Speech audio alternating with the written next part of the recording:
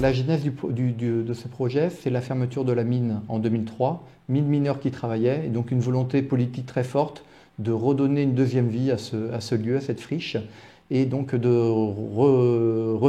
la revitaliser avec 1000 emplois dans les nouvelles technologies.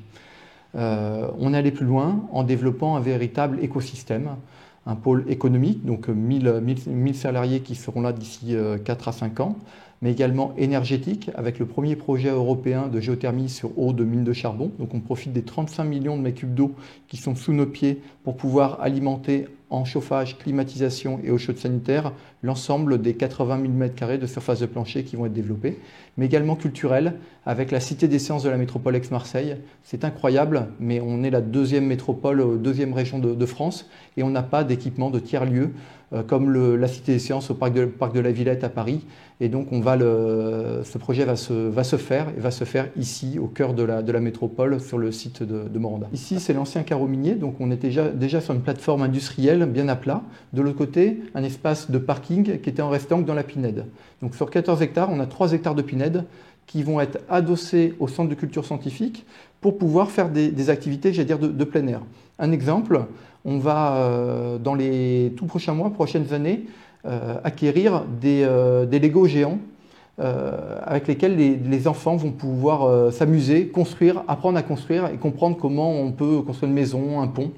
Et donc ça, on aura 3 hectares pour pouvoir faire ce type d'activité. Donc vraiment la Cité des Sciences au cœur de l'écosystème. Également, un deuxième effet de site quelque part, c'est le chevalement. Le chevalement, c'est le puits minier. Il monte à 50 mètres de haut, il descend à 1100 mètres de profondeur, plus grand puits d'Europe. Et donc c'est par là que nous allons produire le chauffage et la climatisation quasiment 100% en énergie renouvelable. Et toute l'électricité qu'on consommera, on la consommera en profitant des panneaux photovoltaïques qui vont être mis sur les toitures des bâtiments existants. Et c'est ce qui va justifier le fait que vous souhaitez qu'à travers ce pôle, vous soyez labellisé Écoquartier. Exactement.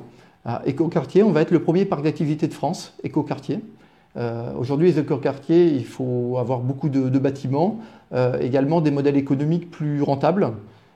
Quand vous faites du développement économique, le prix du foncier n'est pas du tout le même que quand vous vendez des terrains pour construire du logement ou des bureaux.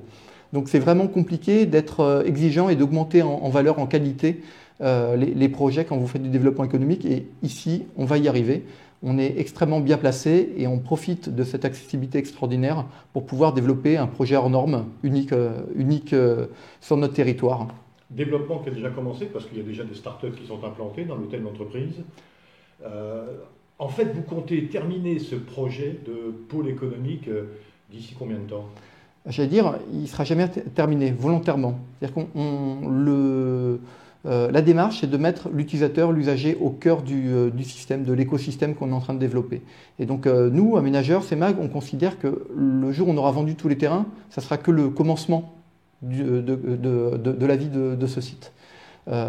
L'objectif de commercialisation, c'est pour 2020-2021 d'avoir commercialisé 100% de la zone.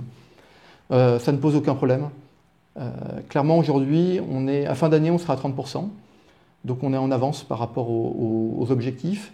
Et pour vous donner un ordre de grandeur, 50% des gens qui viennent me voir ne sont pas retenus parce qu'ils ne sont pas dans le thème. Le thème, c'est innovation sociale et technologique. Et 50% ensuite ne sont pas validés, même ceux que j'ai prévalidés, ne sont pas validés par le comité d'agrément. Donc on est un aménageur extrêmement attentif à la qualité des prospects qui viennent, aux projets qui nous sont proposés, pour simplement tenir nos engagements. C'est-à-dire qu'on vend un premier lot à un candidat potentiel. Le but, c'est que le dernier qui arrive soit tout aussi pertinent que le premier qui a signé avec nous. C'est de la confiance, tout simplement.